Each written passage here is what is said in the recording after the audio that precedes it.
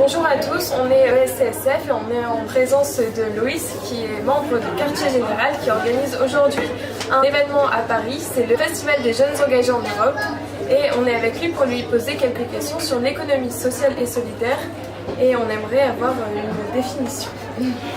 Alors aujourd'hui, quand on parle d'économie sociale et solidaire, on parle vraiment principalement déjà des structures qui la composent.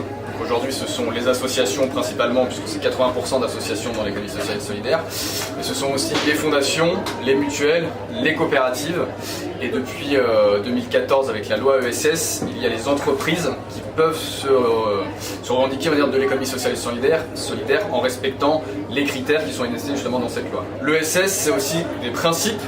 Donc il y en a 4 grands principes. Et le premier grand principe, c'est que le cœur des activités soit l'humain ou l'environnement.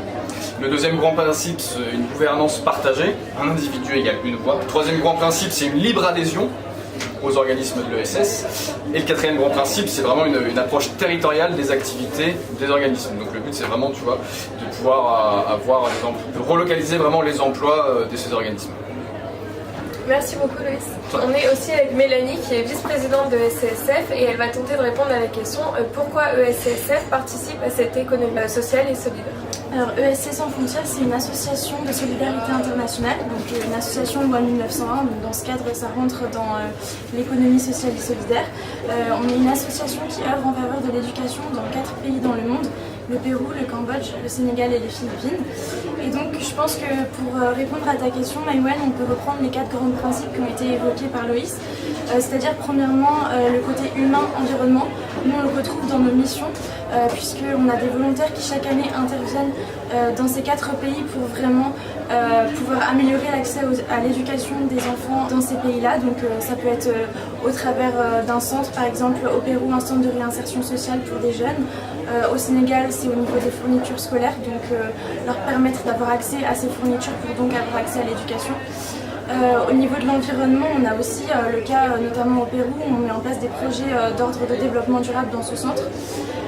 Après, au niveau de la gouvernance partagée, je pense que c'est aussi le cas puisqu'on est une association qui est effectivement organisée donc avec un bureau, des responsables de pôle, des responsables d'événements, mais il y a quand même une gouvernance partagée dans le sens où chaque membre peut proposer des idées et écouter dans ce qu'il fait et où on donne la possibilité à chacun des membres d'avoir des responsabilités, de prendre des responsabilités.